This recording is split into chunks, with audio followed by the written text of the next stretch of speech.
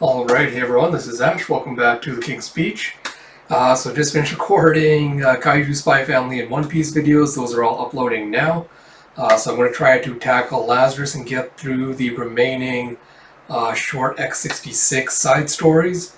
Depending on timing, energy, and everything like that, I'll see if we can tackle a couple of the chapters of Fracture as well.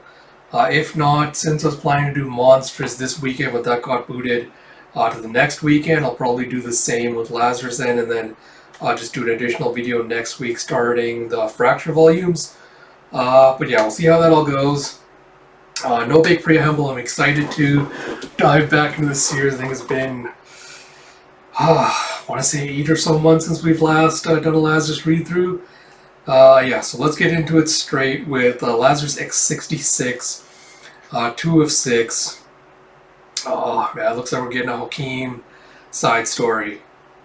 So this one's called Binary. And we have the world now lies divided not amongst political or geographic boundaries, but amongst financial ones. Wealth is power, and that power rests with only a handful of families.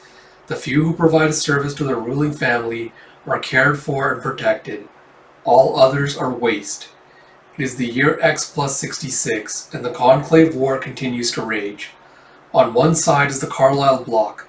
Carlisle, Bittner, Armitage, Nkosi, Myers, Kasimi, and Carragher. On the other is the Hawk Coalition.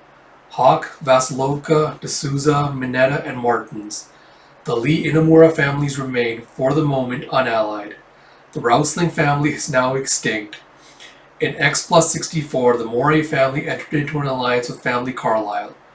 In June of X plus 65, Carlisle, Armitage, Bittner, and Moray put their Lazari in the field in an attempt to stop the Vasilovka Lazarus, the Zime. They failed, due in part to the betrayal of the Moray family. Under direct control of his family, Joaquin Moray was made to stab Forever Carlisle in the back. It is an act that haunts him, for Forever has been more than a friend. Now Joaquin has returned home from Europe. He must face the results of his actions.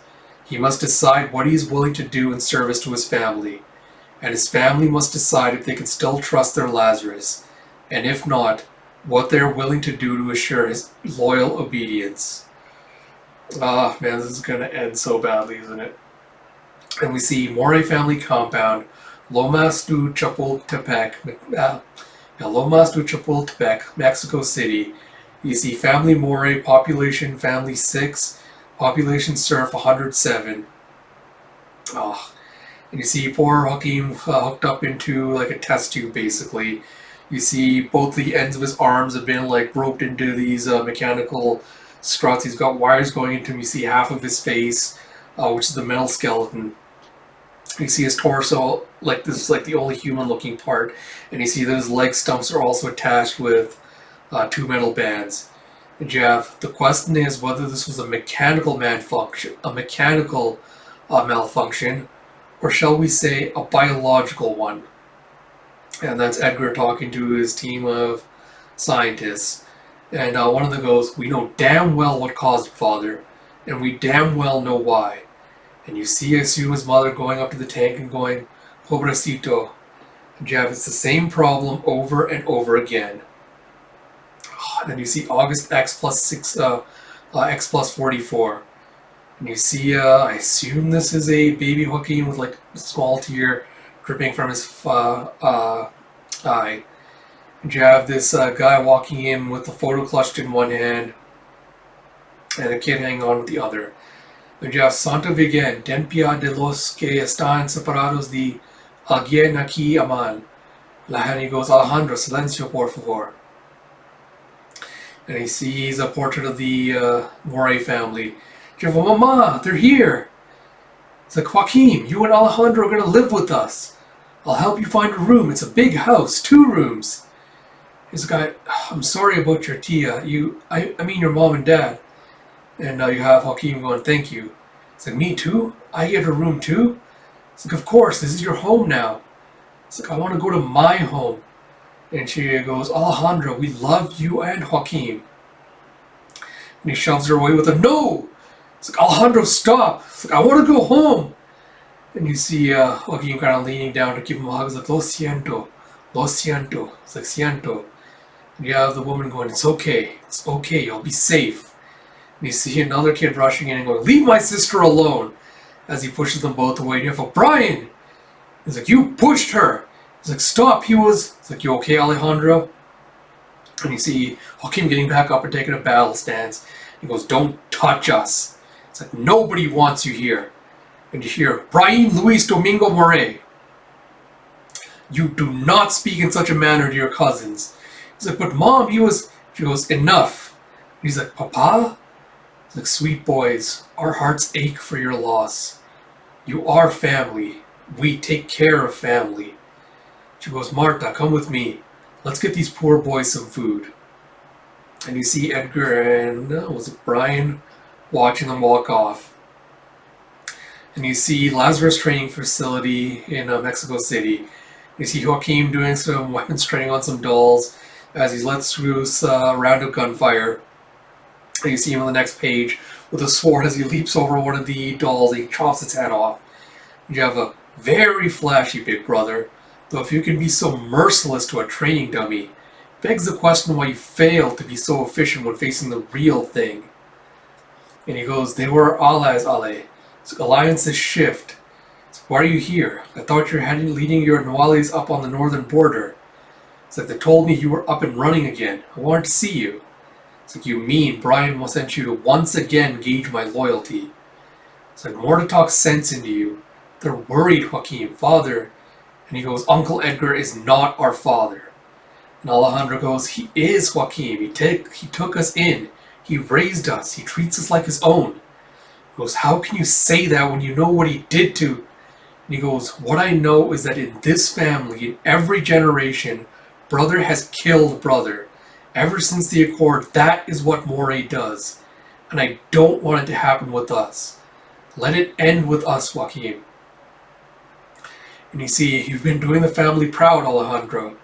So before we talk about anything else, I wanted you to hear that from me. Your operations against Lone Star of Carlisle near to panicking. You have a thank you, sir. It's not panicked enough to get them to commit their Lazarus. You have in time. The question is whether we'll be ready when that time comes. Tell me about your brother. And he goes, he knows what he did. He knows he let the family down. It's like, but no guarantee it won't happen again. It's like, I don't think it will. He knows the cost if it does. And I am certain that it will, which means we have a real problem. And it is long past time we solved it. And you see Edgar going, assuming full control was done out of necessity, not preference. You have Alejandro going, he feels we betrayed our allies. It's like alliances are built on fear, not trust. A weakened Carlisle is to our advantage. So we can make the system override permanent. And he goes, that system you're talking about is my brother, Brian. But forget that for a moment. Listen to me as the one with the most battlefield experience in this room. Like, permanently asserting full control means annihilating his identity. We would lose his creativity, his initiative. We would lose his passion. These are the things that win battles, not just loyalty. You have Edgar going, I agree, my boy. But without loyalty, there can be no trust. And if there's no trust, what choice do we have? It's like faith, perhaps? Let him prove he's worthy of our trust, Father. And you see in the kitchen as like this. It's like, yep, then we add the lard and water and then start to mix it. So thanks for inviting me to help. So thanks for accepting. Brian never helps. He says this is women's work. It's like, it's relaxing. So I think so too. It's like, how do you know when it's ready? So you kind of just get a feel. It's like, wow, I'm sorry, I didn't mean. It's like, has to be in, I know. And you see them sharing a look as they still don't trust you. It was months ago and they still don't trust you.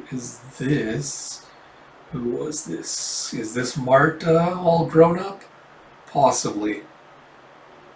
She's got the sides of her head shaved. She's got like a mohawk of hair, some of it braided. And so Joaquin calls her to like, do you? She's like, you know what they can do to you, what they can take from you. It's like, you'd still have Alejandro. It's like, damn you, this is about your life. Yeah, this it is, Marta. And he goes, they took my life when I was 10, Marta. So then your heart, Joaquin, you kept that at least. She goes, hermano, por favor. So did you do it for her? It's like, in part, in a way. And she's like, por qué? So because our word has to matter for something. Our trust has to matter for something. Our word must be sacred. She goes, Joaquin. She gives him a hug. And then you have Caribbe's Air, like 15.8 kilometers west of Acuna, Mexico. Family Carlisle. And you see this wire gate stretching all the way across, and there's some soldiers patrolling it. Jeff, hey, hold up. And you see Joaquin kind of stealthily approaching it. And you see, you see the dog with the soldiers patrolling, barking at something. And Jeff, oh, mother! So Joaquin just leaps over the fence. And what the fuck? He uses one blade to backstab a guy in the throat, uses the other to slice into the armpit of one of them. Ugh. And then the dog lunges at him, so he has to stab it too and put it down. And it goes, todo claro. Movense hacia los aviones. So, vayan, vayan, vayan. Yeah, excuse my horrible Spanish pronunciation. And you see a bunch of soldiers moving up to the gates. And you see them heading into what looks like a Carlisle airfield. And you see that Joaquin's gone in order to take in all the personnel in there. Ooh, they set off a bunch of time bombs onto all the airships. And then you see them running away back to cover in the rocks. Jeff, Capitán, Lazarus, ¿dónde está? It's like, está aquí. It's like, Joaquin. And you see an explosion as all the planes go up. And you have you have Joaquin tossing the detonator to, I assume, Alejandro. It's like, there, now let's get out of here. So you can tell Father what a good job I did tonight. And you see in a briefing later, he was flawless. He could have done the entire operation alone. He was efficient, he was ruthless, very impressive. It's like, so he operated within parameters. He followed the concept of operations to the letter. He exercised necessary initiative to maintain operational security and still achieved every mission objective. And you have a simple yes will suffice, cousin. Did the Lazarus operate within established parameters? And he salutes and goes, sir, yes, sir. Jeff, take a seat, Alejandro. I'm not convinced. We should move ahead with the override. We cannot risk Joaquin. And it was Capron. It's like, there it is, brother before family. And Edgar goes, each of you sit down. Joaquin will retain full functionality, but with oversight. Now, we must discuss how we proceed against Carlisle. And Alejandro goes, they're bloodied but not yet on their knees. If Vasilovka continues to press their northern flank, their southern will only grow more vulnerable. It's like, so we strike while we can. Move more forces up from the D'Souza line. And he goes, I think that is exactly what they're waiting for us to do. Leaving us vulnerable to D'Souza? D'Souza sits in our block, Alejandro. There's no reason for D'Souza to support Carlisle. And now Alejandro goes, they can bring D'Souza to the table. But Joanna Carlisle isn't her father, but underestimating her cunning would be a mistake. And Brian goes, we have no intelligence of any such overture. He's like, there wouldn't be.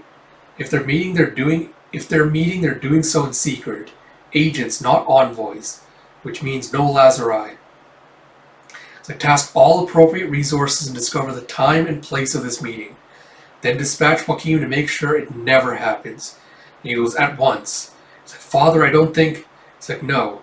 You feel, Brian, often to your detriment.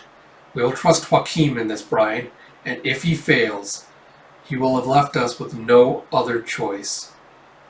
And you see in a church on the estate, Joaquin has lit a candle, and he's kind of praying in front of the altar. As Marta comes and joins him.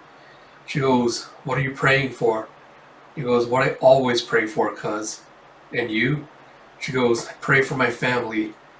And you hear, Joaquin. And as Brian comes up to her and he walks off, she goes, all of them. And then Brian goes, we have a timetable and a location. You're required for briefing. And he goes up and sits on a bench, and then Marta joins him. And he goes, you spent far too much time with him. And she goes, he's our cousin. But that's not what you object to, is it, Brian? You don't like me treating him like a person and not a machine. And he goes, the machine's loyalty is never in doubt. Do you truly think I like not being able to trust him? Do you think I like looking over my shoulder because of what her father did to his? And she goes, he has given this family everything, Brian. What else of him is there? What else could possibly be left? And she goes, su corazón, hermana. Like his heart. Oh, what an asshole. See, March X66. We have beacon is active. We have telemetry. Confirmation that target Hermes is on site and in position. Verified Jaguar insertion successful.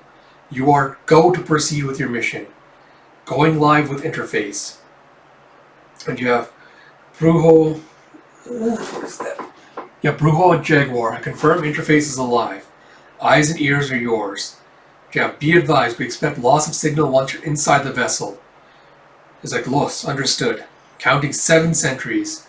It's like I make 9, plus the Carlisle pilot. It's like negative action at this time. Advise maintaining stealth for as long as viable. Good luck, brother. And you see him just vaulting over these cargo ship containers on the ship. And you see as a guard comes out onto the deck, he stabs him through the neck. And you have Jaguar, shh, Brujo, be advised. And you see it's fading out. The sides, you see gurgle noises as the communication's fading out. You have with very specific assurances, of course. And you see more fading out. And you see as Joaquin's going to turn the lever to open the door, you see that the video cuts out as well.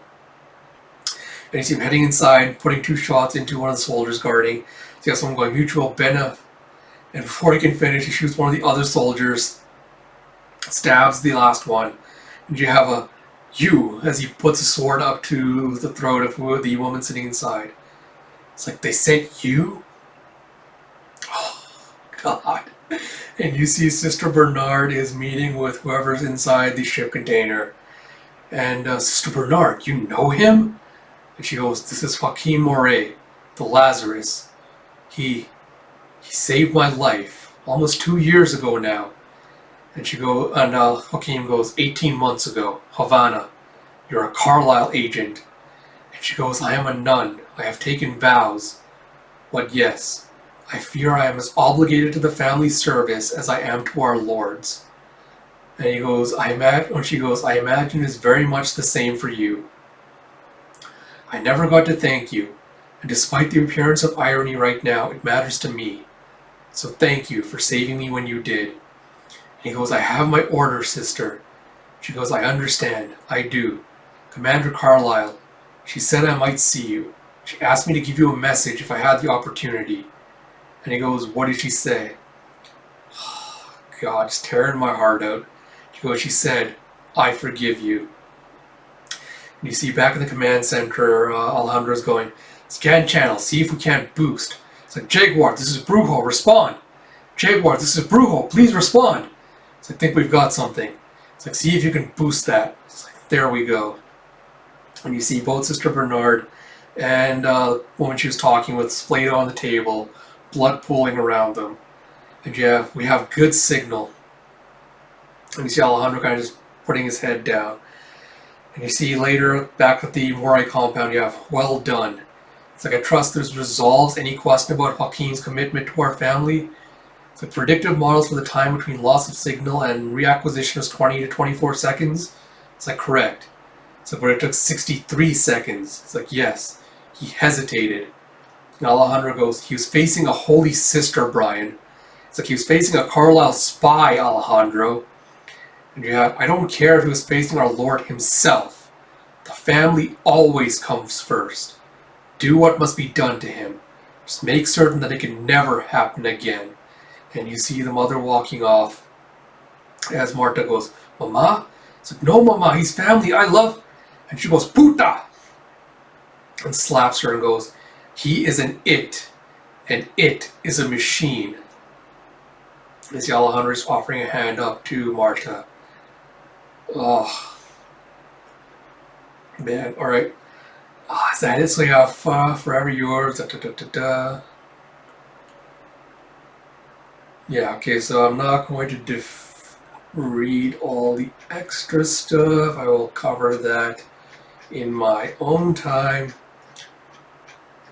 So I feel like my speculative read is that Joaquin absolutely faked killing both of them, just like pulled blood from one of the other two soldiers he killed to make it look like, that he did.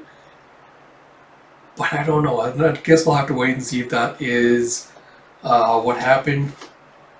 But man, if he really does get turned into a machine like that, it's going to be an absolute gut punch to me.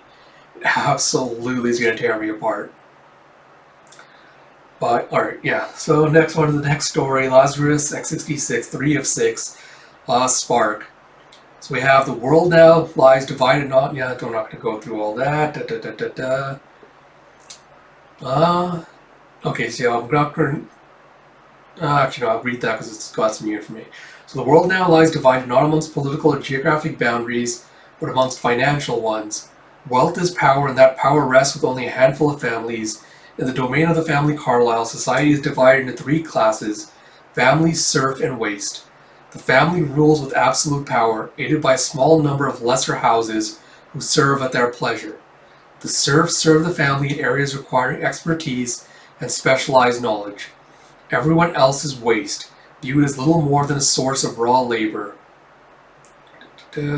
Waste can become serf in a number of ways, but the most common is through lift, where hopefuls try to prove to the family that they are worth Carlyle's time and investment. The family takes care of their serfs. Waste who are lifted bring with them their immediate family to begin their new life. Joe and Bobby Barrett were waste. In X plus 64, they raised everything to attend the Denver lift in the hope of a better life for their children. Their daughter Leigh died before reaching Denver. Their son Michael, along with his childhood sweetheart Casey Solomon, were both lifted. Each now serves the Carlyle family. Joe and Bobby now live in privilege and comfort in San Francisco. They hate what their lives have become. They remember when they were almost free. Oh, because I keep forgetting, I forgot to mention this in my other videos. If you do hear a buzzing sound in my background, I do apologize. I have a fan running because it is super hot here, and so I don't steam inside my own shell. I have a fan running on the lowest setting, but I did a bunch of tests. It should be fine. I don't think it actually ever detracted from anything. Like, I could hear my voice perfectly fine in the recording. It wasn't like drowning me out or anything. It only seemed to really make an impact if there was any moment where I wasn't talking, but should be a non-issue. But in case you're wondering what the noise was, that's what it was. But yeah, so we pick up with April X 66, San Francisco family, Carlyle. I suppose I shouldn't really need to say the X. I suppose it's just X66 and not X plus 66, but whatever. You have live from the Pacific Subdominion social event of the season. I'm Sarah Cooper, your host for tonight's Spring Lift Ball coverage, where we're welcoming these remarkable men and women who've joined the family service. The stars are out to greet them, including the cast of Strike Force Echo and Shona Award winner Andrea Karen. So stay glued to the post all night, and maybe we'll catch a glimpse of the rising stars of tomorrow. So could the next Emma be in the crowd? We'll find out together. And you see welcome to the family. You see a bunch of dignitaries and other officials all suited up for a dress gala.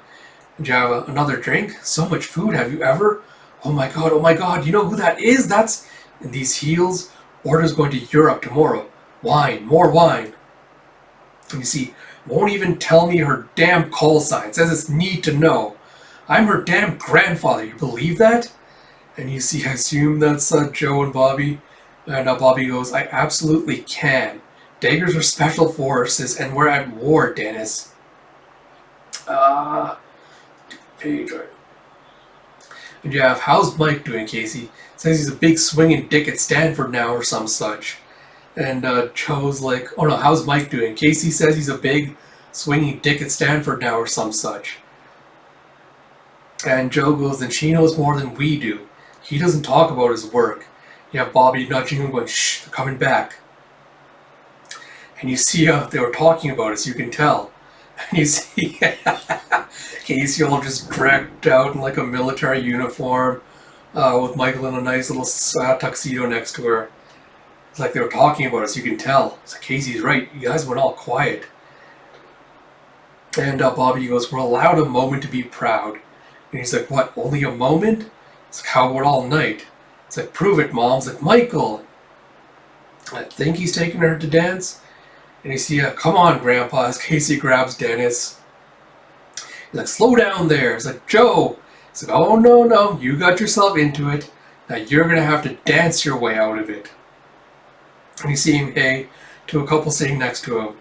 And he introduces himself and goes, Joe Barrett. It's Ben West. This is my wife, Rebecca. It's nice to meet you, Joe. So I guess you saw ours. Which one's yours? And you see our daughter Sophia, raised in the Edmonton lift. She's the one in the green dress on the left. It's like, what'd they select her for? Engineering. She's great with numbers. Got that from her mother, I assure you. It's like the family gave her the prosthetic during the lift. Just like that, they made her life better. So easy for them when they wanted to do it. Like, suppose I shouldn't say things like that. We're still getting used to being serfs. Joe's like, nah, I get it. Bobby and I have been living here for 2 years and we're still not used to it. So lifted in 64? It's like Denver, yeah. Then the war started in Casey, Dennis's granddaughter. Then the war started in Casey, Dennis's granddaughter. And Michael, it's our boy, got chucked into the deep end. So we were chasing LRP in Boise. I don't know if we'll ever get used to this. So we work Carlisle land and borderland north, so yeah, I know what you mean. Just takes time, I suppose. And you hear, get security in here. My granddaughter's trying to kill me. That's coming from Dennis. And Bobby goes, hardly, Dennis. You'd never see it coming. And Casey goes, hey, that reminds me. Got something for you guys. A little souvenir for you. Check them out. And she hands over 2 coins. And Bobby's like, and these are? And Dennis is like, Bobby, you kidding me? These are challenge coins. Dagger challenge coins. You go out there and you give those Hawk and Maury motherfuckers hell. You hear me, young lady? She's like, roger that, old man. Speaking of which, I got to report a crack of ass tomorrow. I should probably get going. Bobby's like, you sure? We made up the spare room. It's like, for both of you. Michael's like, wish I could, Mom, but I've got to get back to work. I'll see if I can come by this weekend. Bobby gives him a hug. Joe's like, if you could, that'd be great. Dennis goes, I'll walk him out. This cowboy should go anyway. Bit of a hike back to Napa from here. I'll see you two when come up and visit. You gotta see the vineyard. It's gorgeous. And you see them all walking away as Joe and Bobby are like, well, it's like, yeah. Joe's like, oh, hey, Becca and Ben West, this is the woman foolish enough to say I do to me, Bobby. Bobby's like, in my defense, I was drunk and he was looking pretty hot. Rebecca's like, I wish I could say I had as good an excuse. And Ben's like, see, this is love. I am feeling love. It's like, that's what that burning sensation is. And you see them having more of a conversation. You see later that night, it's like, the West seem nice. So we should try to see them again. And Joe's like, be nice to make some new friends, yeah? I see them getting ready for bed. And as they're laying there, Bobby goes, house, turn the lights out, please. She cuddles over to like cuddle with Joe. And you see her going, Andrew Karen was there tonight. Did you see? It's like, I didn't. It's like, Lade loved her in black. She was her favorite actress. It's like, goddamn. It still hurts, Joe. It's like, I know. It's never gonna not, Bobby. And you see they have a framed picture of her next to the bed on the stand. Like, so, auto-tuned, you can tell. It's like, that is not... It's like, but Emma, that girl can sing. It's like, Emma, are you kidding me, Crave? It's like, don't even. It's like, it's the whole package. And you see Bobby and Joe are just having a morning cup of Joe. Yeah, get it, morning cup of Joe. Start with, it's like, Emma's a waste. You saw that thing on the post? Like, that, here we go. It's like the Sean Carlton thing where Emma confessed. Like, she owned it. She apologized. She knew she was wrong. It's like, bullshit. She was one of the fucking free. And let me tell you, once a terrorist, always a terror. I see Joe just going and closing the window. It's like, oh my God. It's like, oh my God. If we ever turn into that, please shoot me. She's like, deal. So gotta run and get station set up. It's like, yeah, I should get going too. You see, it's them, right? It's not us. And Joe's like, it's them. It's not us. Never gonna be us. And you see them both going off to work, I assume. So looks like Joe is teaching some middle school students. Bobby, I am not sure what she's doing. Yeah, I have no idea what Bobby's doing. There you see just like a montage of events. You see him like having lunch and dinner. Yeah, I don't know. You see kids complaining about grades to Joe based on something. You see later that night, to the principal, you know what he said? So I can guess. He said, come on, Joe, it's only 1%. It's fucking typical. I didn't earn it, but I want it just the same. Rebecca's like, exactly, that is it, exactly. They're born into this. They don't know what they have. And Bobby's like, and they don't see those who don't have or what they had to sacrifice to get here. It's like, you and I are having coffee. They're forming a revolutionary committee. So I guess that means we married well. He's like, guess it does at that. And you see Joe going, we had a daughter. We had this beautiful little girl. Her name was Leigh. She'd be almost 18 now. Michael's always been the thinker, but Leigh, she had a poet's soul. Loved music. Ain't a world for poets, is it? And he's just fiddling around with one of the challenge coins. It's like, fuck, sorry. And you see Rebecca and Ben just kind of exchanging a look. And you see later that Joe and Bobby are on a train somewhere. You have another kid going, Mommy, what's that? It's like, what's what, baby? He's like, that. And then Bobby's like, Joe, take a look. It's like, do they live there? It's like, mm-hmm.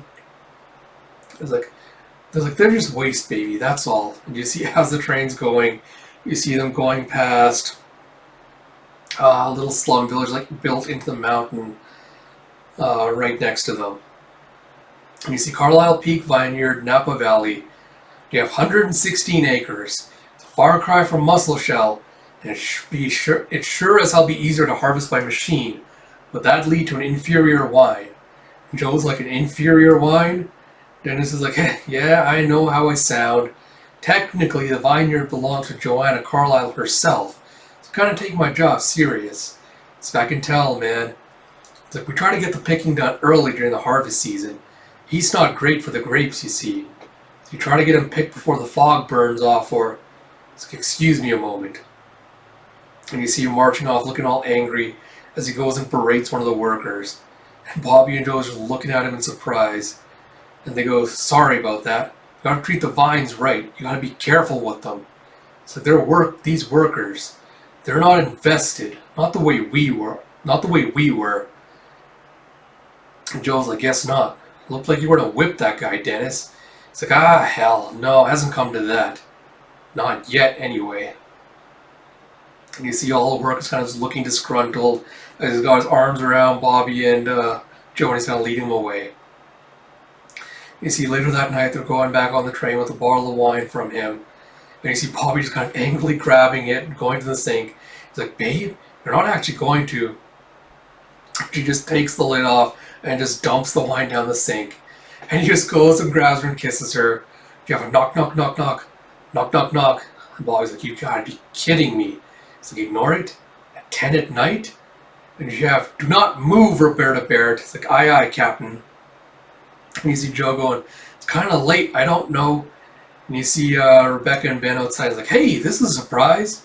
It's like, Bobby, it's Rebecca and Ben. It's like, come on in. You guys had dinner? It's like, we've actually got somewhere to be. But we're in the neighborhood and wanted to drop this off for you. It's a Carlisle signature edition. Back when the world still had poets, you know. Let us know what you think. And he just hands them a book. And as they go inside, it's... what the fuck? Oh, it's a book of Emily Dickinson poems. And as they open it up, oh shit, you see that there's a note slipped inside that says, rise, resist, be free. 0030 lights off, lights of the city. And you see a little torch symbol drawn on there. And you see later that night, it's like, you see them? It's like, no. It's like, we're late. It's about 20 minutes, give or take. And you hear, Joe! This police cruisers come rushing in, and you see lights of the city books. It's like, you two, don't move! It's like, close the street. It's like, up against it, now! And you see, we were out for a walk. It's like, shut up! It's like, don't move, don't. It's like, get scanned. It's like, chip them. It's like, officer, what's going on? It's like, I told you, shut the hell up! Ooh. And you see nearby that Ben and Rebecca, along with a couple of others, are being let out in cuffs by the police. Yeah, Barrett, Joseph, and Barrett Roberta running checks. It's like, we're chipped. You don't need my wallet. It's like, you just don't stop talking. It's like, do you? You really don't. Jeff, hold on. Where'd you get this? And you see, as rifling through his wallet, one of the challenge coins falls out. It's like, where'd you get this? It's like, it's our son's girlfriend. She gave it to us. You hear, they're clear. It's like, packing a dagger coin? They're clear. You hear me? Family level approval. And you see, I didn't realize. My apologies, Mr. Barrett. Here's your things again. Very sorry about this. Can we give you and your wife a lift anywhere? It's like, no, it's all right. I think we're fine. We'll walk, thank you. You have a good night, officers. It's like, you as well, sir. You see, as they're walking away, it's like, how the hell? It's like, not here. It's like, what happened? I thought for sure. It's like, they ran our chips. When he saw the challenge coin, did you think I stole it? It said family level. We were cleared by the family. By Carlisle. And you see Joe just kind of shocked by this news. He's like, oh, son, what do they have you doing for them? And Bobby's like, it could have been us. It's like, I know. It's like, Rebecca, Ben, they're going to be called terrorists. Their daughter. It's like, I know. So we got lucky once. We won't get lucky like that again. We can still walk away from this. She just grabs him and goes, Joe Barrett. She kisses him and goes, you know we can't. We never could. And you see spray painted graffiti with the rise, resist, be free. Oh man, Joe and Bobby becoming resistance fighters. Did not see that coming. Absolutely am excited to see what direction that goes. Again, I will go through all the extra stuff a little bit later. Time. Yeah, so I think I'm going to only manage to try to get through at least the X66 stuff, and then I'll probably put off, the fracture stuff until next time. Hopefully it should be pretty quick. I should be able to hopefully get through the 4 of 6, so 3 more to go. Should be able to get through them pretty quick. So I'm going to skip the whole, the world line now is divided among political blah blah blah. And you have, of the families, the first to vanish from the earth was Solari. Their rule short-lived. Their holdings in Europe have long since been seized by other families. Their lands in North Africa have proven another matter. Unclaimed and fraught with chaos, the battlefield for proxy wars fought between the Martins, Nkosi, and Myers-Kasimi families. The Myers-Kasimi and Nkosi families stand together in the face of growing global conflict, both in strong support of Carlisle. But what the desert took from Solari it has now revealed, and the secrets waiting to be discovered may tilt the balance of power, not only in the region but around the world. For Solari shared much with Vasilovka before they went extinct, and Vasilovka is now on the march with the Lazarus, the Zemay leading the column. Both Myers-Kasimi and Nkosi seek the key to understanding and defeating the Zemay. Each family has sent their Lazarus to assist in their search, because they are, after all, allies. And you see in Tel Aviv, family Myers-Kasimi, population family 4. Yeah, we have a mission for you. We have Johannesburg, family Nkosi, population family 3, one of great importance to your family. You have Karsek has given us intelligence about the location of a believed lost Vasilovka black site, one that was constructed in Solari territory before that family went extinct. And you see that they're alternating between Tel Aviv and Johannesburg with this briefing. And you have the black site in question is believed to be one of a handful used in the development and construction of their Lazarus. It is one of the birthplaces of the Zemay. Obviously, any information that can be recovered from this site is of paramount importance to not only the war effort, I absolutely do not remember what the Lazarus name is for these two. So you have to excuse me until I figure it out. I'm going to call them the Nkosi and Kasimi Lazarus until I figure that out. And you see, but also to our family in particular, any information about how the Zeme was constructed can ideally be reverse engineered and subsequently exploited to bring about his destruction. According to Carlisle intelligence, any operation to recover this information must be undertaken swiftly, before Vasilovka forces arrive to sterilize the location. This is further complicated by the presence of any militia now operating in former Solari territory. Carlisle granted us this intelligence on the following condition: that this be conducted as a joint operation with the Nkosi family, that the objective be obtained in cooperation with the Myers-Kasimi family. You will deploy to the rendezvous point south of Al-Kawishi to meet up with their Lazarus Solani. And you have on the Nkosi side, whereupon you and the Myers-Kasimi Lazarus Alima will proceed to target. Your objective is to neutralize any opposition you encounter. Then penetrate the facility, recover any and all research related to the Vasilovka Lazarus project, and then destroy the site to prevent Vasilovka forces from reclaiming it. Tell me you understand. Hanlima's like, I understand, mother. And, where is it? Solani's like, of course I do, and Kiniso. You have very good, Alima. One more thing. And you have, Kiniso going, once you have achieved your primary objective, you are to neutralize, fuck off. You are to neutralize Alima Myers-Kasimi. You are to eliminate Solani and Kosi. Fucking these asswipes. And you see them both meeting in the middle of a desert field. And you have Alima, so Solani. It's a good to see you, girl. It's a good to see you, girl. You've grown since the conclave. It's like, still short, though. It's nice to see you, too. It's like, suppose we ought to get to work before Vasilovka comes to steal all the candy. It's like, there's candy? It's like, figure of speech, Alima. It's like, though, if there was a Lazarus to steal candy, you'd know it would be the Zeme. You see primary target zone, Al-Kawishi, rally point echo, mission clock running. You have burst transmission incoming. SAT overflight shows multiple hostiles from the west, 2 minutes out, or sooner. Contact front. It's like, yeah, what I figured. He's a rough boy. Then you have, what is a rough boy? It's like baddies, some Martin's expat, some of our family too. Hate to admit it. It's like lots of local elements. And Alima's like, they shall pose a problem for us? It's like, no. It's like, there are many of them. So quantity can be as much of a problem as quality. You have a fancy little warm-up exercise. And you see a bunch of the soldiers with one going, give us a light. Forgot your fucking lighter again? It's just like using yours up first. And you see a swack, swack, swack. Has triple headshots take all of them out. You have nice. Primary target is Rally Point Zulu. Lima's like, large structure north of the road, yes. Come on, why are you doing the zoom bad? And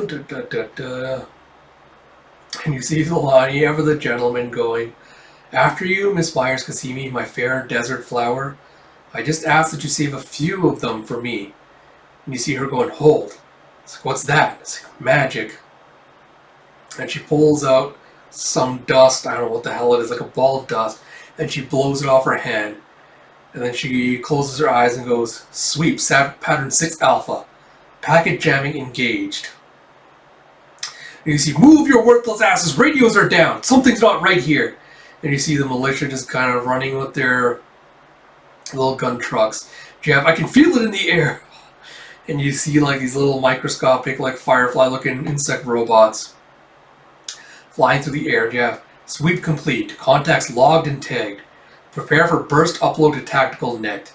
It's like, oh, micro drone cloud. Very, very nice. No way these idiots have a countermeasure for that. Oh. And then in just like a panel of brutality, you see both of them working in tandem as they just slice their way through all the militia. And just a ruthless, brutal display of efficiency. And you see Alima going, area clear, negative hostiles detected. And Zolani's like, nuts. I was hoping for more of a workout, to be honest. It's like, when Vasilovka arrives, I'm sure you will have the opportunity. Primary target is just ahead. After you, Mr. Nkosi. It's like, why, thank you, Miss Myers-Kasimi. And you see, the site should be below ground to have shielded from missile strikes. Last time I saw you was at the Conclave, right? Aline was like, at Sir Thomas's poker game, yes. It's like, you heard about what happened then? It's like, yes, I heard. 4 of us, including Forever, and still they could not stop the Zemay. It's like, he had help. Joaquin Moray flipped. Will they send him here, do you think? The Zemay? Not likely. He's too busy terrorizing Europe. Besides, I think the 2 of us can give the dragon a run for his money, don't you? It's like, yes. It's so saddened to hear of Sir Thomas's passing. He seemed a gentleman. It's under here. It's, come on, we'll shift it together. It's like, Sir Thomas was no gentleman. And you see that the insect-like drone cloud is just kind of following Alima around, kind of like indicating below like a piece of buried rubble where the underground base is. And Alima's like, he was not? And Zolani's like, don't get me wrong. Love the man. He would never have left him alone with my sister. You have a push! As they move the rubble off. It's like, you would not. It's like, oh. It's like, oh, so that's why he and Miss Purdy, it's like, yes. It's like, when I went to the pool, it's like, yes. It's like, did you and Miss Bittner also have sex? It's like, no, we were just having fun, that's all. I'm a shameless flirt. Character flaw. Now, Zephyr and I, that's another matter entirely. And you see as they head underground, it's like, the Solari built this? It's like, nah, this is a Vasilovka build. Moved operations here after Solari snuffed it.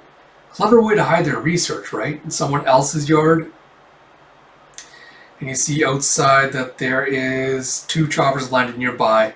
An attack team is pulling inside. And you see like the vapor cloud is, I think, noticing them. And you see, provided there's still power, I should be able to access the system. There'll be a backup, when you see Zolani going, there'll be a backup generator somewhere. Found it! And you see, God, why the hell do I just blanked on her name? Sorry, give me a second here.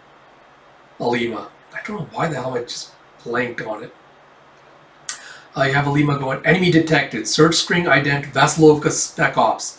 Designation no CNITC. It's a contact imminent. She goes, I hope you enjoyed your warm-up, Zolani. I think this will be more of a challenge.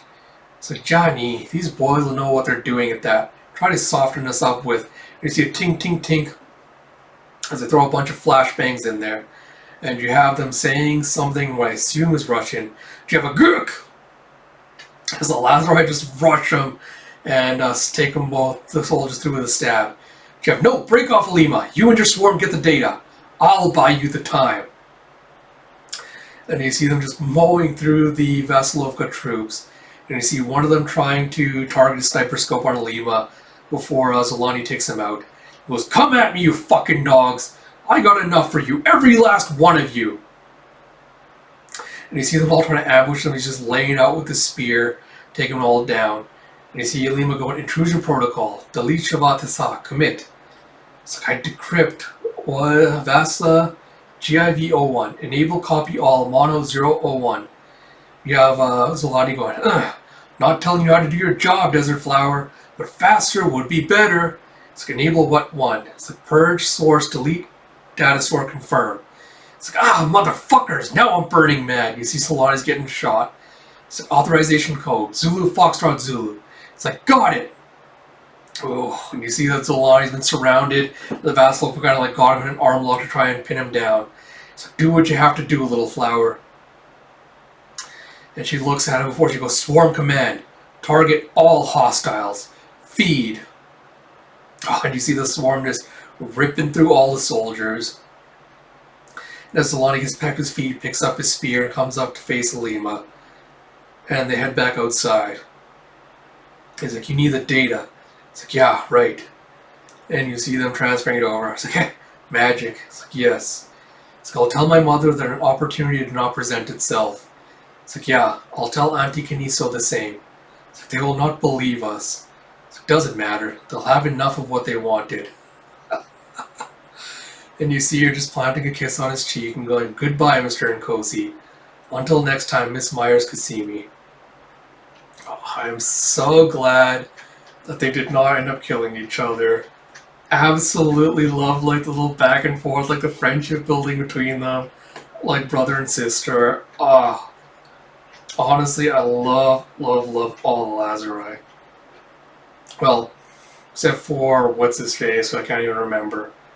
The fucking like Viking looking one, not the Zume, the other one that got killed, but yeah, whatever. So next story, which is 5 of 6 post-fact, that again, the world now lies divided, blah blah blah. So you have Sarai Cooper is known throughout Carlisle territory as the face of the Post. Her combination of looks, skill, and intelligence created a perfect delivery system for family-approved messaging in the guise of news. She has been at the top of her profession for years, deftly navigating the political landmines of her work, all the while driven by her own fierce personal ambition. Excuse me. Now, however, that ambition may have finally gotten the better of her. While covering the Conclave War in Europe, Sarai landed an exclusive interview with the Armitage family Lazarus, Sir Thomas Huston. But Sir Thomas was murdered shortly thereafter by the Zimei. And worse, Carlisle and their allies were betrayed by the Moray family. The setback has been devastating, and the Carlisle family and their allies have been aggressive in concealing these developments. Sarai has been reduced to reporting on celebrities and gossip, while the family decides what, if anything, to do with her, and more crucially, what she knows. And Sarai is looking for the story that will get her back on top. You see CTV Broadcast Complex, News Division, Los Angeles, Pacific Subdominion. Yeah, uploading the graphics now. Newsroom, please hold. Check with Marquez, he's got the pages. Seriously, if your ass isn't on site in the next 9 seconds, you mother... Tell Carlton no topics from prep sheet 4. Sarai, welcome back. Thanks. The hammer in her office. And you have a... I don't have the fucking things. Talk to fucking Marquez. Seattle's on line 4, transferring. We'll embed your worthless ass on waste stories forever. And you see, she's expecting you, Sarai. And you see news director Swa Cobb. So got a second, Swa? Follow up on the Poland piece. Got a care pilot says he can get me on transport tonight. And actually goes into the office. You hear, "Are you fucking kidding me?" I have to ask, Sarai, you're a grown woman, not a neophyte. Does shouting ever get your needs met? And she's like, "With you? No. Though this is the first time you've actually said something to warrant me shouting, Swa. I'm a reporter. I do news. I've covered wars. Your own marketing analysis calls me the goddamn face of CTV. And she goes, "It does, and you are. And you have a genuine talent for rooting out stories. But let's not pretend you didn't get here by playing the game. Like you've had me doing celebrity puff pieces for months. Now you want me giving Emma a red carpet hand job? Her influences? Her favorite perfume? The story is the Armitage video, Swa. An allied Lazarus went down in the field, and we have footage of..." And Swa goes, "That is not the story. That will never be the story. The family does not want that story told. Therefore, it shall not be told. So tonight, the face of CTV will smile her popular, trustworthy smile, and she will talk to Emma at the San Francisco lift ball. And she will disabuse herself of the notion that she's being asked to do so. I'm telling you, you've been on top for a long time, Sarai. Don't make me send you down." And you see San Francisco War Memorial Opera House lift ball of spring '66. You have stars are out to greet them, including the cast of Strike Force Echo and Shona Award winner Andrea Karen. Could the next Emma be in the crowd? We'll find out together. For now, let's talk to the original lady herself. And you see, "So Emma, it's wonderful to see you again." It's like, "Always great to see you, Sarai." It's like, "Rumor is you're performing something off the new album tonight. Any hint of what we can expect?" So you'll just have to tune in to find out, but it's possible that my collaboration with K-Law might make the broadcast. And you have what was it like working with the Beastmaster himself? It's like, he's just so giving and present. He's just a total genius. Well, we can't wait to hear it. And now, back to Sheen Carlton in the CTV studio. And we're out. Back to live feed in 19 minutes. He's sort of like, "Thank fucking God. Where is the bar? I need liquor right now. All the liquor. As you're just going and downing a shot. Yeah, might want to slow down, Saray. So aren't you broadcasting live again in a few minutes? You have Special Agent James Sloan, the pride of Carsec. What brings you here tonight? Rooting out Hawk spies in our midst? Sleeper agents inserted under the cover of Lift? It's like, if I said yes, would that get me a dance with the famous Shono Award winner herself? She's like, no, because I know you'd be lying. So truth is bad policy, you know that? So you and my editor would get along like a house on fire. So come on. I said, cry from covering the war in Europe. It's like, I'm in the doghouse, you may have noticed. He's like, oh, I noticed, trust me. So you didn't really think Cobb was going to let you run the story about the Armitage Lazarus, did you? It's like, it's like, wait, you know about that? It's like, James, am I under notice? It's like, some of Cobb's bosses have expressed concerns. It's like, fuck me. It's like, that a request or an order? So it's like, how do I get back in the good graces? It's like, toe the line. Are we losing the war, James?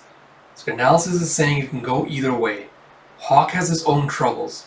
Rumors of insurrection, mass defections, for what that's worth. So what do you mean? The Hawk drugs rewire the brain. Most people never recover. I'm headed out to Camp Sucker in the morning. You want a gold star from on high? That's a story to cover. And you see Carlisle prisoner of war Camp Sucker, Hermantown, Minnesota. In the face of what some are calling the inevitable collapse of the Hawk system, leading to a new round of defections surrounded by Hawk forces, many of whom have had to be relocated further away from the front to camps like this one near Duluth. The family has dispatched hundreds of experts in addiction recovery and cult deprogramming, but they face an almost insurmountable task, attempting to undo a lifetime of institutionalized drug abuse. For Dr. Hawk doesn't simply steal the free will of the men and women who live under his rule. He takes their mind as well. Before they're even born, Hawk doses his subjects with a pharmaceutical cocktail that demands nothing less than total obedience, with drugs that rewrite the brain, that crush personality, and that demand loyalty. This is the Hawk legacy, suffered by all who have the simple misfortune to have been born under his regime. These are the faces of his forgotten victims, many of whom may never recover. A chilling reminder of the stakes in this ongoing conflict. I'm Saray Cooper, reporting from Camp Sucker outside Duluth. Yeah, Cobb's gonna love it. Special report from Camp Sucker, you know it. And she certainly hits the fear button hard enough. Let's get some more close-up in case she wants to edit them in. Yeah, good idea. And you see how she's applying some makeup. They zoom in on one of the vagrants sitting behind him. And she goes, hey, can you hear me? What's your name? It's like, Lincoln. It's like, Davies, Corporal, Hawk Irregulars, 1, Niner, Bravo. It's like, where'd you get these? Oh, she's looking at, is that, she noticed his, God, what the hell is his name? Jonah's shoes. So these are custom, these aren't. And you see river rats, and he goes, they're mine! And she leans down to examine, he just like lashes out with his feet. He goes, fair and square, I ain't giving them back. My fucking shoes, mine! He done give them to me. It's like, you can't have, and you have an, It's one of the soldiers comes and just bashes them with a rifle. It's like, they're mine! She takes one of them off as the soldiers drag him away. He's like, no, it's mine. And she looks under the little flap and she's a stylized CC. Jeff, and then in the newsroom they're watching a chilling reminder of the stakes, etc. It's like, hold it there, Louise. We've got some more footage we can drop in. Add some graphics and music, but I think we're there.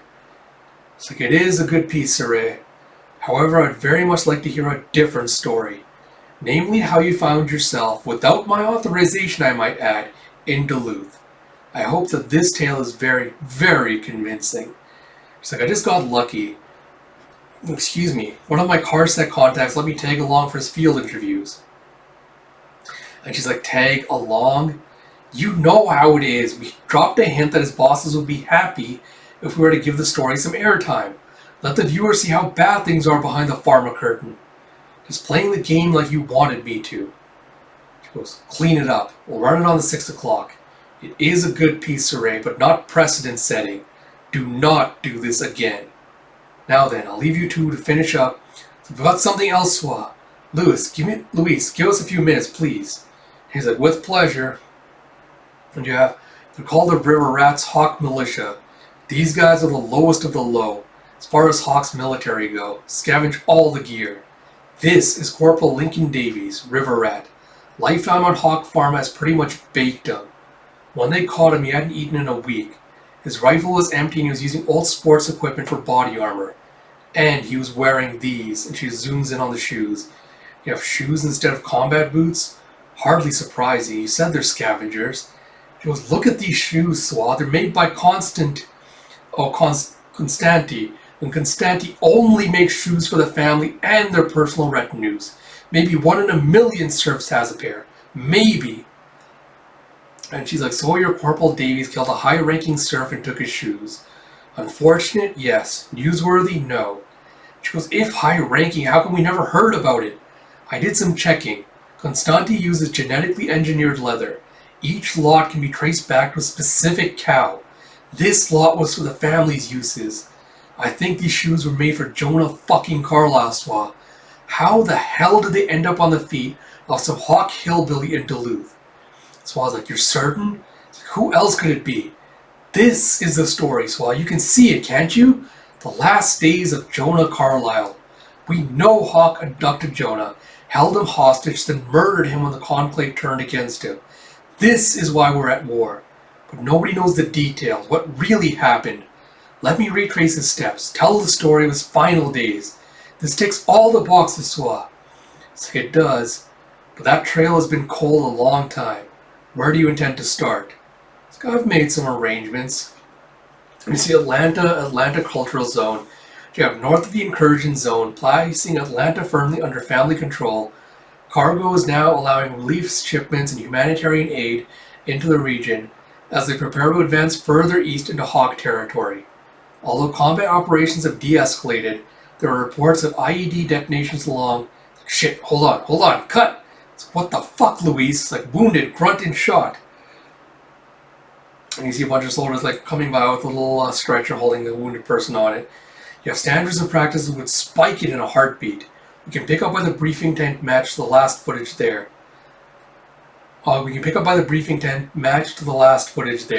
It's like, damn it, tell me you got the Peregrine flyby at least. It's like, what? Am I new? Of course. It's like, Agent Sloan, what have you got for me? It was a location and a time, bouncing both to you now. And a word of advice. You're playing above my pay grade. This thing goes wrong, you're on your own. And you see, I think we're being set up. It's like, Luis, it's like, think about it, sir. Hawk nabs you, reprograms you. Suddenly the most trusted face on the post is spouting Hawk propaganda. I was like, Sloan wouldn't do that to us. Maybe he wouldn't, but that Karen sure as hell would. Could be the family's had enough of your shit. I was like, no, the eye would get rid of me another way if it came to that. They wouldn't give me to Hawk. It's like, oh, that makes me feel so much better. And you see, Miss Cooper, thank you for coming. Mr. Santiago may commence recording now. You know who I am? You have Tyrese Davis, Hawk's Minister of Resource Integrity, oldest surviving member of Hawk's cabinet. He goes, correct. You understand why you're here? He goes, not the first time in history a journalist has been used as a spy. He goes, journalist implies objective reportage, Miss Cooper, or at least a fidelity to facts. This time, instead of relaying the Carlisle message, you are to relay my own. What I say now is for Malcolm and Joanna. Carlisle's attempt to pacify the Atlanta Cultural Zone is doomed. You mistake the problem as one of chemical dependence. What you do not understand, because you cannot conceive it, is that it is rather one of loyalty. Jacob's subjects are overjoyed to be such. They will never surrender, certainly not to cheating Carlisle. Our children sing songs of hatred for your Lazarus. Our elderly spit in the faces of your soldiers. Moray before Carlisle, Vasilovka before Carlisle, death before Carlisle. It's like, and you can change that? It's like, no, nor would I. But I can mitigate it. Jacob's citizens are happy, Miss Cooper. Our citizens are happy.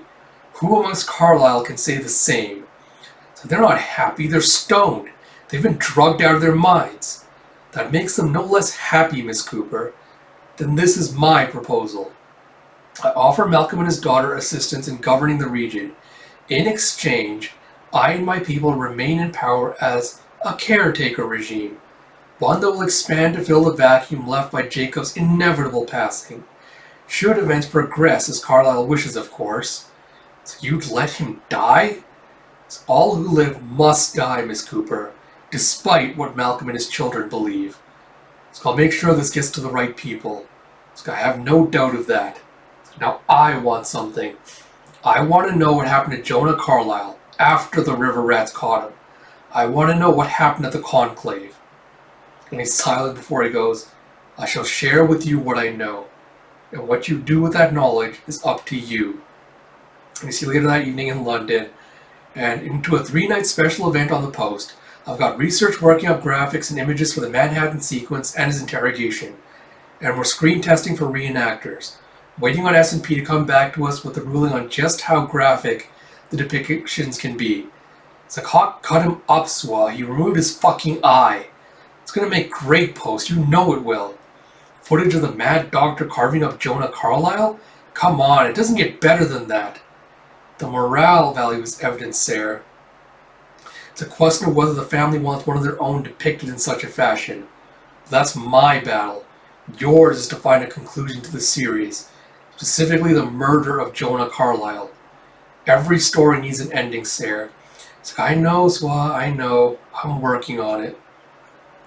And you see her dressed up in some nice looking lingerie, putting on a dress and some makeup. She heads to a bar. And you're a woman of your word, Miss Cooper. Long overdue, but at last I get my dinner in London, as you promised. Lovely to see you again. It's like, Sir Thomas, I wasn't sure you'd remember. It's like, you have a room? It's like, oh, you have a room? It's like, yes, what? It's like, room service here is excellent. And what we have to discuss is best done in private. You see them sharing a table in her room, pouring some champagne. Do you have your predecessor's memories, his personality? It's like access to the archive, rather. The Sir Thomas Huston dossier, so to speak. Armitage experimented with the idea of sleeving, but actually slotting an archive personality into a new body isn't feasible as yet. Amidst our various enhancements as Lazarus, we're upgraded with the ability to encode and record our experiences. And as experience is the best teacher, each new Sir Thomas benefits from the life of the last. So you're being very forthcoming. I'm not telling you anything the Carlisle family doesn't already know. Armitage and Carlisle have always had a special relationship after all. It's like the closest allies. Always willing to help one's friends. And you see them leaning in closer for a kiss. She's like, are we going to be friends? It's like the best of friends, Sarah. And you see them starting to make out as you have access to this? Friends in high places, Luis. Friends, right.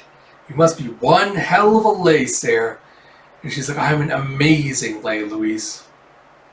It's like, alright, see what you can get out of archive for footage on Triton 1. I'll start going through the security recordings Sir Thomas sent over.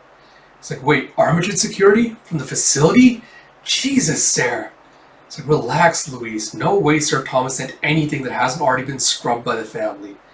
We're not seeing anything they don't want us to see. It's like, holy shit. What did Hawk do to him? And you see, it's 4 a.m. there, Sarah. It's like, yeah, I know, we're almost finished. The Armitage family gave us access to some of the security footage from Triton 1. The film of Jonah Carlisle arriving. It's heartbreaking stuff, honestly. Taken 2 to 3 days before he died. You want a bloody shirt image? This is it. It's like, so what's the problem? It's like, the problem is there's no conclusion, Swa. There's no body. Hawk tried to cover it up. One of his people stole an immersion suit. Tried to make it look like Jonah escaped. But all the evidence is that Hawk killed him and dumped his body into the North Sea. But there's no way to know. Did they beat him to death? Poison him? There's like an air of mystery is good, Sarah. This is the last time Jonah Carlisle was seen alive. Then footage of the churning North Sea, music up, roll credits, very haunting, very evocative. It's like, I just keep thinking we should have something more conclusive. So I think this is more than adequate. You've done nice work. Now get some sleep and come on home. And you see, prepare to relay their findings. You see fast forwarding through the footage. Suite showed signs of tampering both within and to the exterior of this facility. Emergency immersion suits used for evacuation were found missing. And fourth, that no sign of Mr. Carlisle appears on any surveillance footage. This last being qualified by the fact Regency emergency suits used for evacuation. Emergency suits, and she's kind of zooming in. She's like pausing, like, where's the suit? Oh, shit. And you see she's looking up the suit, like parameters, dimensions. And you see this, like, oxygen supply, the other is like beacon and strobe, activate upon immersion. Like, Sarah, I was hoping you'd call last night. It's been working, I'm sorry, Sir Thomas. Engaging in some voyeurism, is that it? It's like something like that. Listen, silly question, but was everyone accounted for when Triton 1 was evacuated? As far as I know, all the staff, all the waste. So there'd been a declaration of war, sir. So everyone was evacuated. Why? Just trying to work something out. And you see your notepad has, where's the suit? Destroyed? Incinerated? Suit is made to float. Why no beacon, no light? Both malfunctioned or disabled? Why bother putting Jonah in a suit? Excuse to let him sink. And she goes and writes, unless he was alive. So, oh my god, he's still alive. Alright, stop doing that. Alright, I think we should be good to hopefully finish up the last one. I think that was the least compelling of the short stories we've got, but it's obviously kind of setting up like we're gonna find out that she's eventually gonna learn that Jonah did get free. She's gonna like start digging into the how and why, and it's gonna like start up a whole bunch of intrigue. So that should be interesting. We're on to the last story. On to the next. Oh shit! Yes. All right, we're getting some Zimei backstory, I assume. As the last one is called the Dragon. Again, world now lies divided, blah blah blah. To each family, their Lazarus means different things. To many, he or she is a symbol of their power, an emblem of their mastery of technology. To others, their Lazarus embodies the strength of their rule, their determination to bend the world to their will. But to every family, the Lazarus is always one more thing: a weapon. The Vasilovka family Lazarus is the most feared of them all.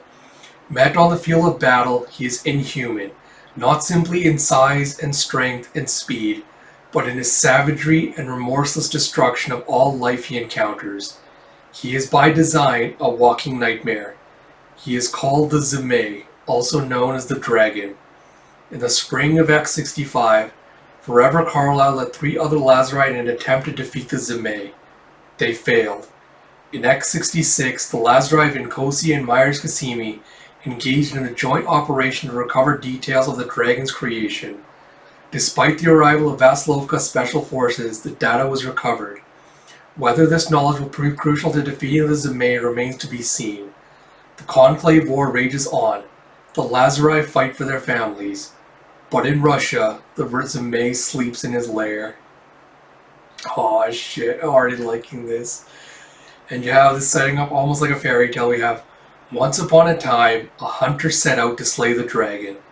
The dragon was a beast of legend, spoken of in hushed tones, if he was ever spoken of at all. And the beast had cast, for many years, a dread pall across the length and breadth of the motherland. The dragon knew nothing of mercy, it was said. The dragon knew nothing of pity. The dragon was beyond human concerns and drew its only joy from the desecration of flesh, the piteous pleas of its prey, and the extinguishing of life, and with it all hope. No more, the hunter vowed. Today the dragon dies. And so the hunter set off into the wilderness, where it was said the dragon made his home, to slay the beast once and for all. And you see Sibyan-Kyul Exclusion Zone, Sakha Republic, former, Family Vasilovka, October 66. And you have, the wilderness was as befitted such a creature. For where else would the dragon make its lair? but hidden away in a secret cave carved from the unforgiving bones of their motherland.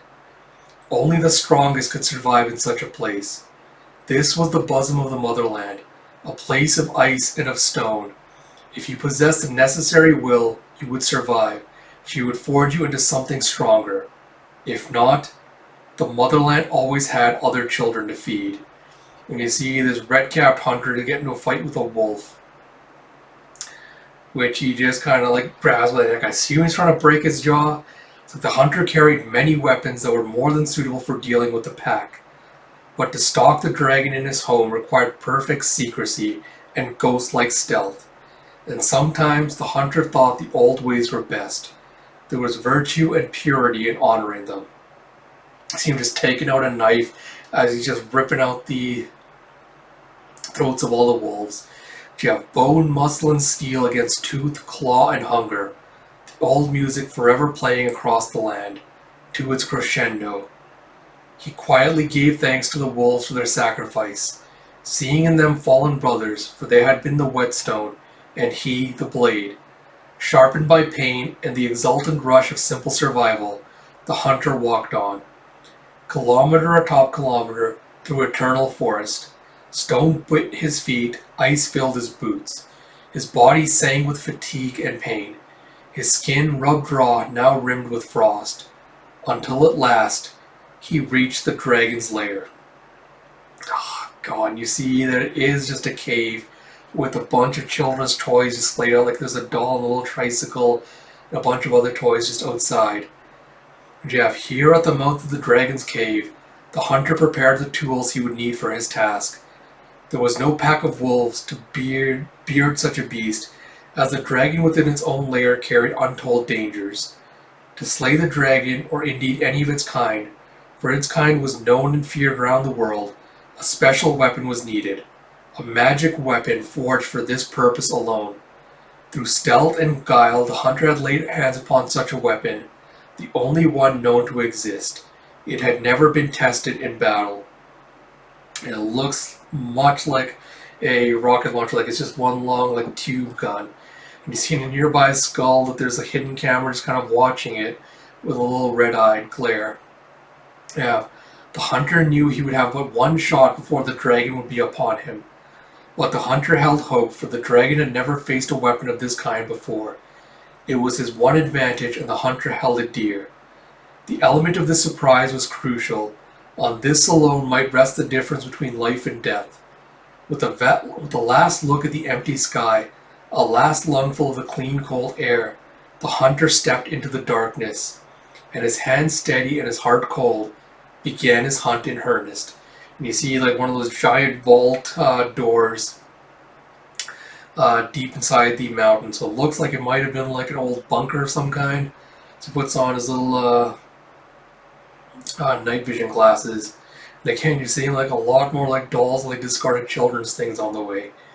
Yeah, the air was still rank with the stench of his quarry. The hunter controlled his breathing, one step after the other, each placed with care, descending so very, very slowly. In every shadow lay unknown menace. In each corner, amidst the debris of the beast's lair, the fear of a predator lying in wait. Yet, if there were other beasts here, they were content to bide their time. Though if this was out of respect for the master of the lair, or simply out of fear, the hunter could not say. And you see, as he's going deeper and deeper, like there's various like dolls and things with like cameras hooked inside of them. You see, with each step, the hunter seemed to descend further and further from civilization. Indeed, even from the very concept of civilization.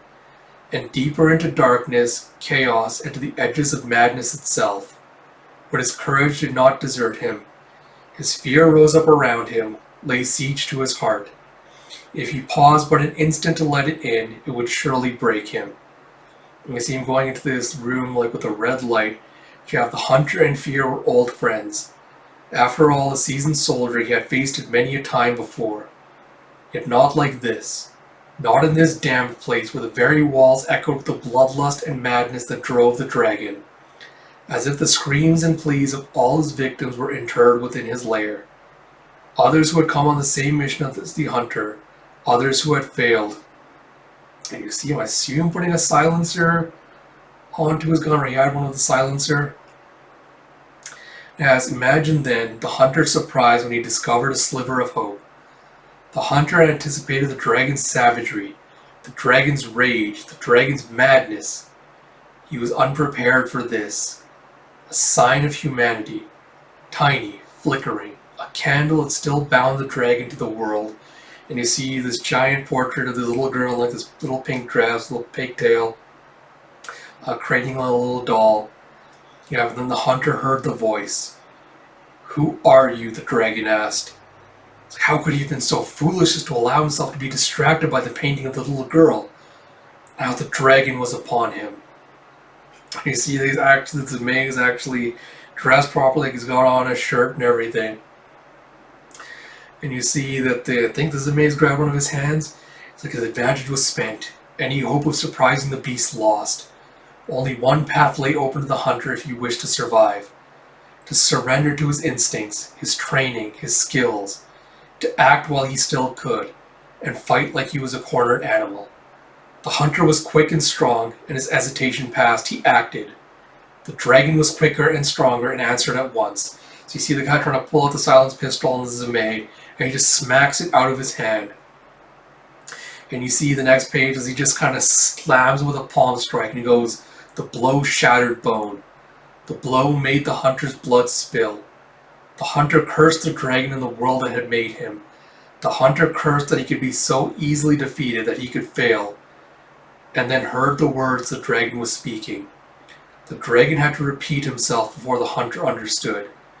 Tea? The dragon asked. Oh my fucking god. And you see in his little alcove, he's got like one of those fancy like olden stuff like chairs. He's got like two other like recliner sofas in there. And like they sat in the dragon's parlor and they drank their tea. The hunter eyes watering in pain from the bones grating with each breath he drew. The dragon watching curiously. The hunter's magic sword had not gone unnoticed. Is that how you hope to slay me? The dragon asked. The hunter told him yes, it was. Tell me then why you seek revenge against me, the dragon asked. Yeah, my name is Vladislav Muratovich Mislavsky, the hunter said, his anger searing each word. You murdered my family. You slaughtered all my house, made my parents witness as you flayed and defiled their children. You did horrible things, inhuman things. Yeah, Mislavsky permitted that was abandoned in Solari lands, or permitted what was abandoned in Solari lands to be taken by Nkosi and Myers Kasimi, the dragon said. Mislavsky failed. The dragon shrugged. You know the price demanded when a lesser house fails. And he goes, we serve Vasilovka faithfully, the hunter said. For generations we gave them our loyalty and blood. He goes, you gave them nothing that was not already theirs, the dragon said. The words of a monster, the hunter cried. The hunter's rage evaporated into fresh fear. He had spoken too freely, had spoken perhaps too true. The silence fell between them like a hanged man cut down from his tree. And you gave Vasilovka your loyalty and your blood, the dragon said. Finally, let me tell you what I gave them. I was born Semyon Stepanovich Morozov, said the dragon. Perhaps you may remember the name, as Morozov was a lesser house once. No matter of brothers, I was the third of sisters. No matter of brothers. No matter of brothers, I was the third. Of sisters, I had two. Of parents, the traditional number. Together we were very happy. Together we held a place of honor and privilege, and served Vasilovka with loyalty and blood.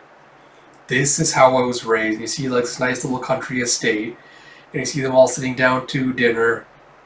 It's not amazing serving them their dinner. It's like my brothers were strong and agile and fierce. How they would serve the family was never in doubt. Oh my god. You see that the dragon is like this pimply looking nerdy kid, like very thin looking, wearing glasses, and has got his hair combed in like a typical part. It's like of my older sister, it was said that those in Vasilovka already coveted her, not just for her beauty, but also her brilliance. And I was a disappointment. Too often sick and always sickly, weak in body and heart and prone to tears. A boy my mother called sensitive, that my father called shameful. And you see him having a little tea party with his sister. Of all my family, it was Ekaterina who ruled my heart. My Katenka was still too young to understand what it meant to be a lesser house to the Vasilovka. Still too young to understand what this world we have made could do to an innocent soul. But I already knew, even then, I knew what was expected of each of us should Vasilovka command. And you see two people coming in to inspect them. That what we were expected to do for Vasilovka, we did on behalf of Morozov. That what was demanded by the family was done in service of our family. My brothers would become soldiers, this was without doubt. My older sister a scientist perhaps. But what use could I be to them? Of great use it turned out. Vasilovka waited a long time before pursuing the creation of their own Lazarus. As in so many other things, they let the other families do the work, then they took what they wanted for themselves. You see a bunch of teens like line up in the underwears, they're taking measurements and like other readings, and they're injecting them with something. You see like all these plugs and stuff like inserted under their skin. You have a little stolen from Carlisle, a little bought from Hawk, some acquired from Myers Cassimi, some traded for with Minetta. Then they put it all together to see what they could make for themselves. It was not a quick process. It was not a painless process. It was not a refined process. And you see one of the nearby just like erupted in boils and like all these things that just been like torn apart. It was not without its failures. At every stage subjects died, and at every stage I endured and I survived. This, it seemed, is what I could give Vasilovka. This, it seemed, is what I could give for my own family. I could survive for them. Some part of me could survive for them. You see how as he's growing up, like getting experimented on more, he's bulking up like more and more and more. You see, they named me their beast, called me dragon. They asked me of my loyalty, who commanded it, who obeyed. Vasilovka above all, I told them without hesitation. Prove it to us, they said. You are our greatest weapon, our greatest secret. No one can know the truth of Semyon Stepanovich Morozov. Now there is only you, the Vasilovka dragon. Ah, fucking hell. And you see him outfitting like his barbarian armor, giving him the giant axe as he heads back to his family house. And they go, the time has come to announce yourself to all the houses, to all the families. They told me, let them know Vasilovka's dragon walks the earth. They told me, you know what it is that you must now do. And I did know. She had heard the commotion downstairs, had remained in her room trapped by confusion and fear for hours. That was where I found her, my Katenka, my little sister. The others, my brothers, my older sister, my parents, they could not recognize me. I had allowed myself the hope that she would not either. She killed that when she said my name. She came with me willingly. Oh, man. And you see he's just been splattered with blood as he offers her a hand and starts taking her out. And you see the remains of his family's blood spatter just all over the place. Some have been impaled, beheaded. So there were many, many other ways they could have done that. No, they wished something else, a lesson about the world. That there could be no sympathy, no empathy, no hope. That a dragon devours everything, even innocence. Oh, what the fuck, bro? And you see, I assume that he's tearing off like pieces of the parents and he's just like feeding to her. It's even innocence, and she's just looking completely catatonic. It's even love. As he kind of like wipes away her tear, grabs her head, and breaks her neck. Oh my god. And you see him like walking away with her doll. It's like when the dragon had finished his tale, the hunter did not speak for a long time. Then all at once the hunter sprang to his feet in rage and outraged both. You are nothing but the vilest monster, the hunter cried, inhuman and cruel. And what do you think a Lazarus is, Vladislav Maratovich Mislavsky? But a monster, the dragon asked. Some pretend otherwise, to be sure. Some wear a pretty face and a comely form. But make no mistake, we are all of us monsters just the same. The dragon smiled. You believe you're the hero of this story, but there are no heroes here. This was always my story, never yours. The hunter picks up his weapon. The hunter raised his magic weapon. I shall kill you, he said, for the memory of my family and for the memory of yours. The dragon did not move. You have earned the right to try, the dragon said, and if you slay me, so be it. You shall have made this story yours. But if you fail, know that I will take your life, and my story will continue. And you see a giant explosion, just a spray of blood. Oh, Lord. And you see on the next page with Sir Thomas Huston. Fucking hell, you've got just a collection of heads that he's kept on a bookshelf. He's got a name for Forever Carlyle, Sonia Bittner, and Solani and Kosi. He takes the hunter's head and just puts it next to the others. He goes, sweet dreams, Katinka. And he plants a kiss on her portrait. God Lord. Alright. Oh, man. Alright, I'll have to go read through like the other stuff later, but I think the thing that hit me out was reading the end of that. I don't know if this is true or not, but I think the feeling I got was they're trying to invoke Jekyll and Hyde with the dragon, if that makes sense. So you have the contrast, I mean, like being this brutal, unfeeling monster, who kills without remorse, without empathy, without anything, just does as he's told. And on the other hand, you have, this supposedly like erudite, like well-spoken, well-dressed, almost like House Lord, I want to say, like ish character, who has tea with his enemies, tells him his story before rips off his head and kind of plants it on his thing. Man, that's still fucking fucked up. I cannot wait to see the dragon get taken down. Oh, fuck, alright. So, in April, during the conclave, Forever Carlyle was ordered by her father to murder her brother, Jonah. Instead, she spared his life and helped him escape Triton 1, a fact known to Forever and Jonah alone. This is what happened after Jonah went into the water. That's Fracture Prelude number 1. So I will get to that next week, maybe? Because right now, plan was I was going to do monsters this week, didn't have time for it. So instead of doing Yona next, which I think was the initial plan, I might do more monsters and Lazarus next week, and then do Yona the week after, but I'll make up my mind during this week, I'll let you know. Apart from that, I really did enjoy these short stories. I like that we find like fleshing out like little bits of the other world, and we're getting like interact and see what some of the other characters are doing, like involved in like progressing all the plot and everything, so I really enjoyed that. Also enjoyed like the different art styles and things they experimented with for all these stories. Apart from that, like I don't have much more to add because it's all like mostly pretty self-contained. It's also kind of expanding on like plot points we've addressed and seen before. So I'm looking forward to more of it. So with that said, I'm very tired now. I've been recording for a couple of hours now, so I'll probably cut it off there.